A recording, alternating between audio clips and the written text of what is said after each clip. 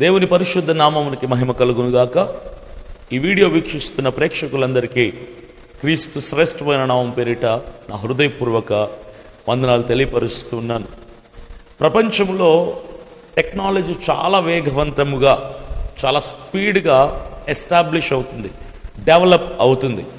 గతంలో మనం చూస్తే, అంటే కొన్ని వందల సంవత్సరాలకి పూర్వం మనం వెళ్తే టెక్నాలజీ డెవలప్ అవుతూ ఉండేది, కానీ చాలా స్లోగా. ఒక చిన్న ఏదైనా టెక్నాలజీలో చిన్న డెవలప్మెంట్ చేయాలంటే సంవత్సరాలు పట్టేది. కానీ ఇప్పుడు టెక్నాలజీ చాలా వేగంగా, చాలా స్పీడ్గా, రోజుల వ్యవధిలోనే టెక్నాలజీ చాలా స్పీడ్గా డెవలప్ అయిపోతూ ఉంది.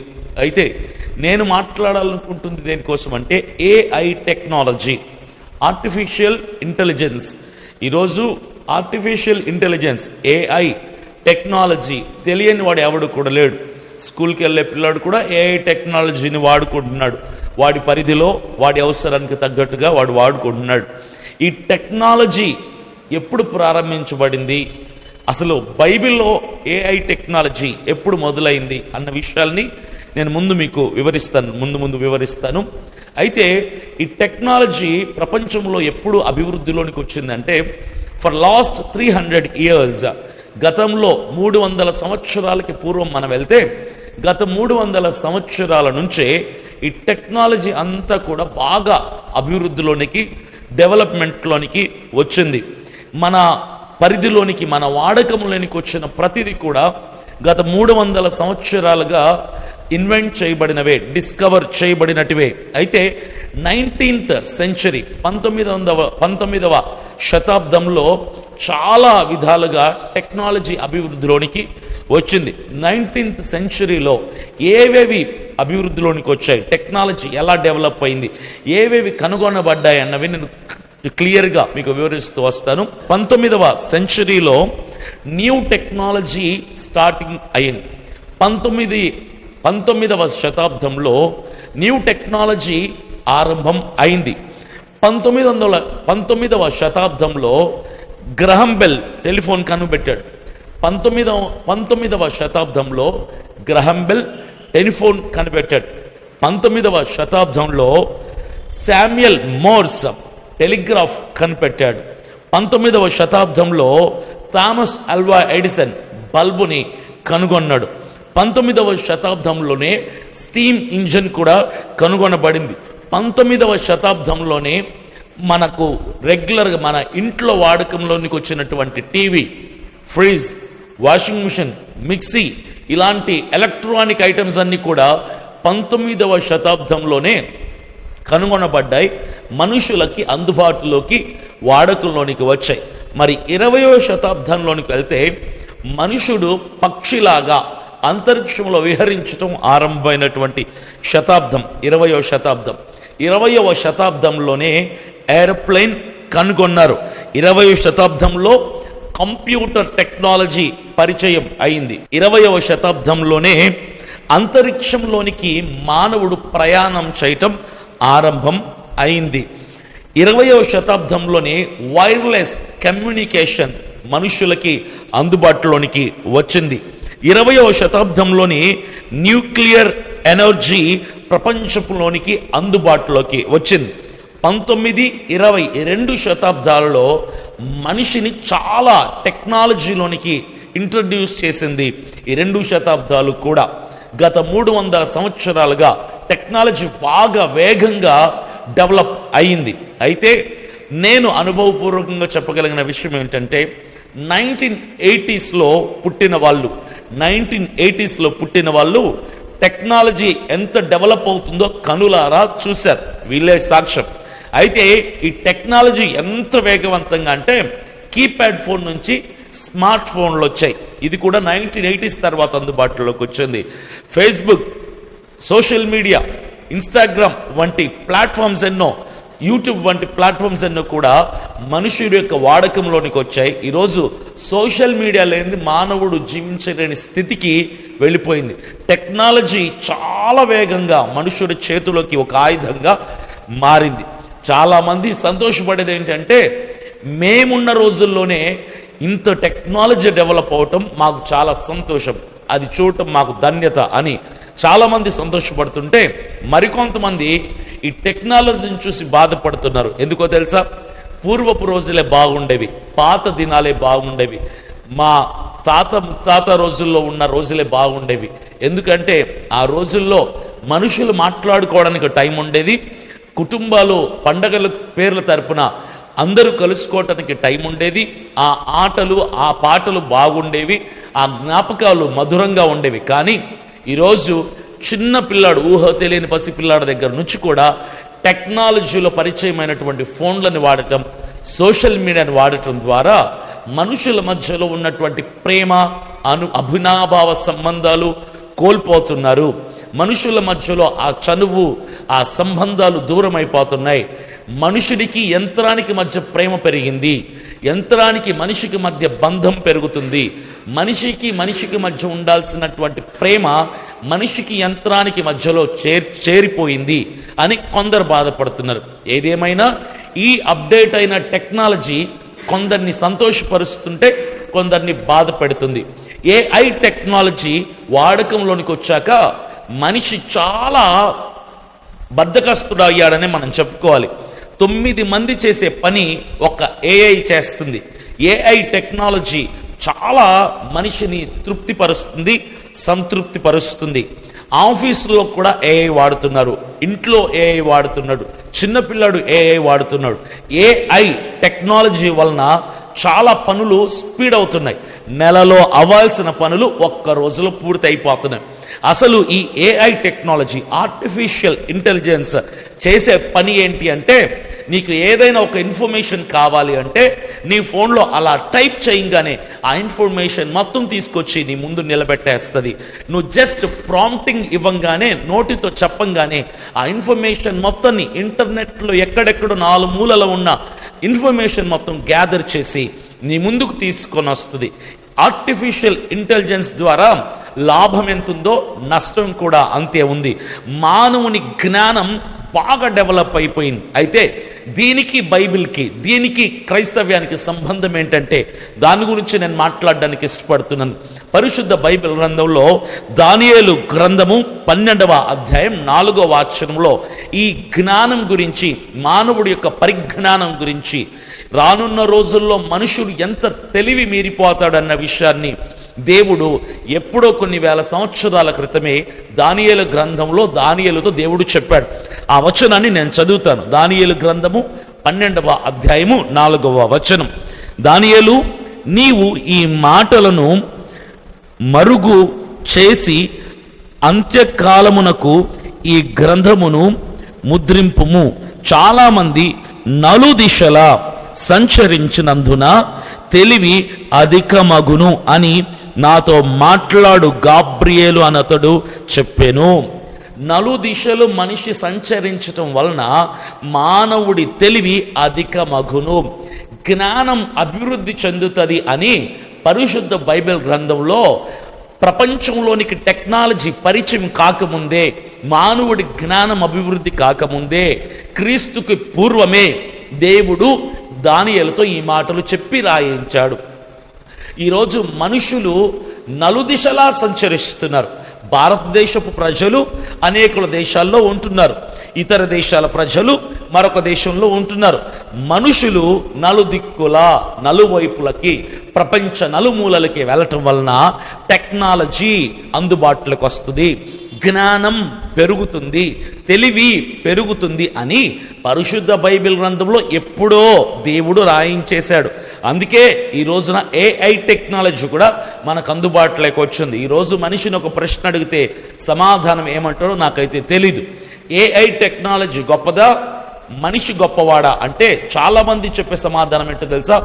ఏఐఏ గొప్పది, ఆర్టిఫిషియల్ ఇంటెలిజెన్సే గొప్పది. ఎందుకంటే మనిషి కూడా దాని మీద ఆధారపడుతున్నాడు కాబట్టి ఏఐఏ గొప్పది అంటారు. అయితే నేనేమంటాను తెలుసా? పరికరం, యంత్రం ఎప్పుడు గొప్పది కాదు. యంత్రాన్ని తయారు చేసిన వాడే గొప్పవాడు. యంత్రం కంటే మనిషే గొప్పవాడు. ఏఐ, ఆ ఇన్ఫర్మేషన్ని ఏఐ గ్యాదర్ చేస్తుందంటే ఆ ఇన్ఫర్మేషన్ పెట్టిన వాడు కూడా మనిషే. మనిషి ఏఐని వాడకంలోనికి తీసుకొచ్చాడు కాబట్టి ఎప్పటికైనా టెక్నాలజీ కంటే ఆర్టిఫిషియల్ ఇంటెలిజెన్స్ కంటే మానవుడే గొప్పవాడు. మానవుడి జ్ఞానముతోనే సర్వం కలుగు చేయబడ్డాయి కాబట్టి మనుషుడే గొప్పవాడు. ఇంకో ప్రశ్న, మనిషి గొప్పవాడా దేవుడు గొప్పవాడా అన్న ప్రశ్న అడిగితే చాలా మంది అంటారు ఇంత టెక్నాలజీని కలుగు చేసింది మనిషే కాబట్టి మనిషే గొప్పవాడు అని కొంతమంది అంటారు. నేనంటాను కాదు, మనిషిని తయారు చేసిన దేవుడు గొప్పవాడు. టెక్నాలజీని పరిచయం చేసిన మనిషి గొప్పవాడైతే మనిషికి జ్ఞానం ఇచ్చిన దేవుడు గొప్పవాడు. ఇది నేను చెప్పగలను. ఫైనల్గా టెక్నాలజీని పరిచయం చేసిన మనిషి గొప్పవాడు, మనిషికి జ్ఞానం ఇచ్చి మనిషిని తయారు చేసిన దేవుడు గొప్పవాడు. ఎన్నటెన్నటికీ కూడా గొప్పవాడు దేవుడే. టెక్నాలజీ అప్డేట్ అయినా, ఆర్టిఫిషియల్ ఇంటెలిజెన్స్ ఇంకా వేగవంతంగా డెవలప్ అయినా, ఈరోజు నువ్వు ఇంట్లో కూర్చొనే పనులన్నీ చేయగలిగినటువంటి టెక్నాలజీ ఆర్టిఫిషియల్ ఇంటెలిజెన్స్ చేసి పెట్టినా, నువ్వు ఆఫీస్కి వెళ్ళకుండానే నీ పని కూడా ఏఐ చేసి పెట్టినా, రానున్న రోజుల్లో రోబోట్స్ వస్తాయి, అన్నీ కూడా మన పనులన్నీ చేస్తాయి. కొన్ని దేశాల్లో బ్యారర్స్ హోటల్లో సర్వ్ చేస్తారు కదా బాయ్స్, ఆ పనులు చేయటానికి కూడా రోబోట్స్ని పెట్టేశారు. ఆ రోబోట్స్ మనుషుల మాటలు వింటాయి, స్పందిస్తాయి, చలిస్తాయి, సమాధానం ఇస్తున్నాయి, వాటికి సర్వీస్ చేస్తున్నారు. మనుషులకి రోబోట్స్ సర్వీస్ చేస్తున్నాయి. అట్లా మానవుడి స్థానంలో టెక్నాలజీ వచ్చేస్తుంది, మనిషి స్థానంలో యంత్రం పనిచేస్తుంది.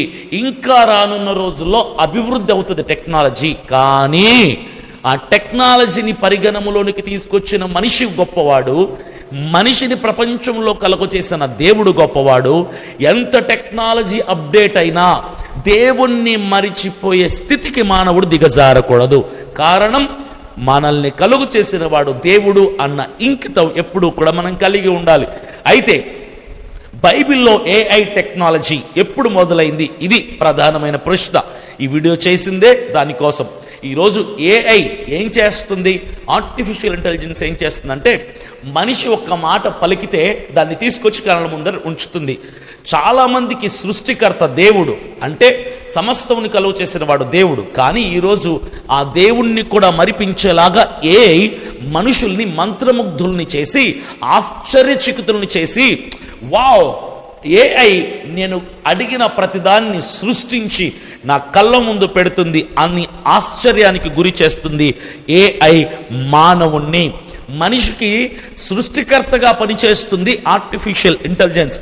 ఏదైనా ఫోన్ పట్టుకొని ఒక మాట పలకగానే దాన్ని తయారు చేసి నీ కళ్ళ ముందర పెడుతుంది, ఒక వీడియోని తీసుకొచ్చి పెడుతుంది, ఒక ఇన్ఫర్మేషన్ తీసుకొచ్చి పెడుతుంది. అంతెందుకు, మ్యూజిక్ ఒక సాంగ్ కంపోజ్ చేయాలంటే మ్యూజిక్ డైరెక్టర్ కావాలి, ట్యూన్ కావాలి, లిరిక్స్ కావాలి, వోకల్స్ ఇచ్చే గాయకుడు కావాలి, దానికి ఒక సెటప్, ఎక్విప్మెంట్, స్టూడియో, చాలా ప్రాసెస్ ఉంటుంది, చాలా పెద్ద పని, చాలా పెద్ద బడ్జెట్ ఇన్వెస్ట్మెంట్ ఉంటుంది. కానీ సింపుల్గా ఆర్టిఫిషియల్ ఇంటెలిజెన్స్లో సింపుల్గా 1 గంటలో ఒక సాంగ్ కంపోజ్ చేయొచ్చు. ఈ రోజున అది పరిగణంలోనికి, వాడకంలోనికి వచ్చింది. గంటలో సాంగ్ మన ముందు ఉంటుంది, విత్ మ్యూజిక్, విత్ కంపోజిషన్. అంత డెవలప్ అయింది. కానీ దాన్ని కనిపెట్టిన మనిషి గొప్పవాడు, మనిషిని కనిపెట్టిన దేవుడు ఎప్పటికైనా గొప్పవాడు.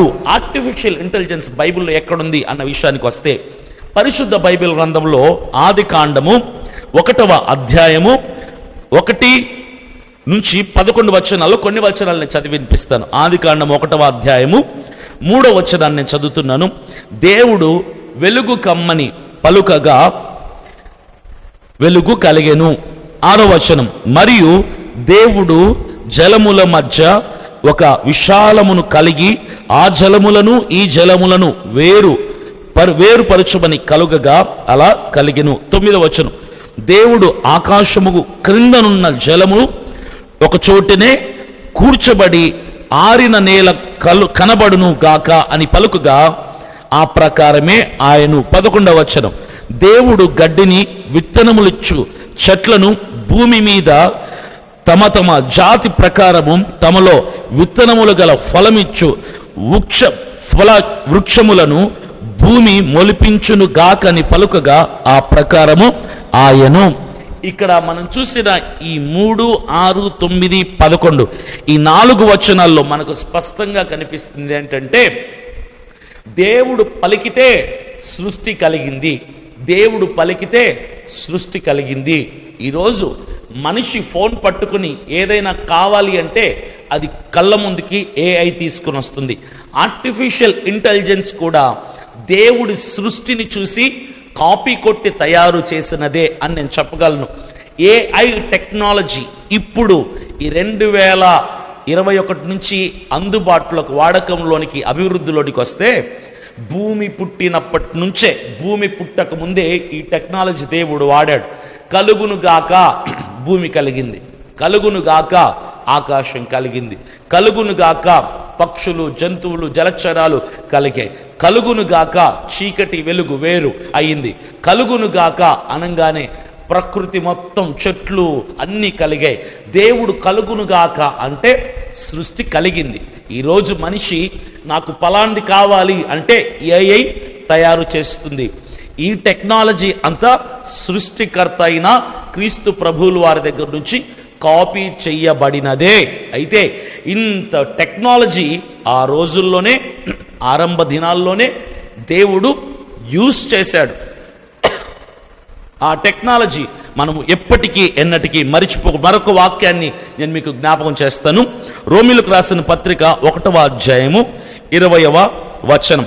ఆయన అదృశ్య లక్షణములు అనగా ఆయన నిత్య శక్తియు దేవత్వమును జగదుత్పత్తి మొదలుకొని సృష్టింపబడిన వస్తువులను ఆలోచించుట వలన తేటబడుచున్నవి కదా అని రాయబడింది. ఈ లోకంలో, ఈ విశ్వంలో కనిపిస్తున్న ప్రతిదీ, చెట్లు కానీ, పక్షులు కానీ, సూర్యుడు, చంద్రుడు, నక్షత్రాలు, అంతరిక్షంలో ఉన్న గ్రహాలు, వీటన్నిటిని చూసినప్పుడు వీటి వెనక ఉన్నది సృష్టికర్త అయిన దేవుడు తన ద్వారా కలుగు చేయబడినటువంటి నోటి మాట యొక్క శక్తి అని మాకు అర్థమవుతుంది. అలాగే ఈరోజు ప్రపంచంలో కనిపిస్తున్నటువంటి టెక్నాలజీ, అప్డేట్ అయినటువంటి ప్రపంచం, ఆర్టిఫిషియల్ ఇంటెలిజెన్స్ చేస్తున్నటువంటి అద్భుతాలు, వీటన్నిటినీ కంటే మించిన సృష్టి దేవుడు చేశాడు. ఇవన్నీ చూసినప్పుడు మనకు జ్ఞాపకం రావాల్సింది ఎవరు తెలుసా? మన దేవుడు జ్ఞాపకం రావాలి.